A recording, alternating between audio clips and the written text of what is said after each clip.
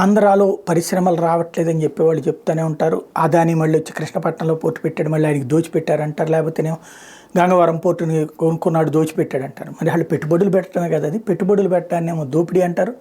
మళ్ళీ పెట్టుబడులు రాలేదని మాట్లాడుతుంటారు. ఇది ఒక ఆంధ్రప్రదేశ్లో సాధారణ ప్రజలకు అర్థం కాని భాషలో రాజకీయం చేయడం అన్నది అలవాటైపోతుంది.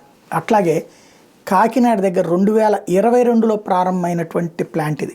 బిర్లా వాళ్ళకి సంబంధించినటువంటి సోడా ప్లాంట్ బిర్లా వాళ్ళది, ఇది కాకినాడలో. ఇదే కాకుండా అదాని వాళ్ళు పెట్టినటువంటి సోలార్ ఇన్వెస్ట్మెంట్స్ విపరీతంగా, అలాగే కొప్పర్తి దగ్గర పెట్టుకొచ్చినాడు. ఇదేంటి, ఇది బిర్లా గ్రూప్ గ్రాసిమ్ 2700 కోట్ల భారీ పెట్టుబడులతో కాస్టిక్ సోడా ఉత్పత్తులది ఇది కాకినాడలో నడుస్తూ ఉంది. తూర్పుగోదావరి జిల్లా బలభద్రపురంలో కాస్టిక్ సోడా యూనిట్ పెట్టారు. 2700 కోట్లు దీనికి పెట్టుబడి పెట్టింది. వాస్తవంగా ఏప్రిల్ 21, 2022 దీన్ని ప్రారంభించారు. ఓ పక్కన పని నడుస్తోంది, పరిశ్రమలు వస్తూనే ఉన్నాయి, నడుస్తూనే ఉన్నాయి. కాకపోతే ఈలోపు రకరకాలైనటువంటి నెగిటివ్ టాక్ అయితే ఆంధ్రప్రదేశ్లో స్పెషల్గా నడుస్తూ ఉంటుంది.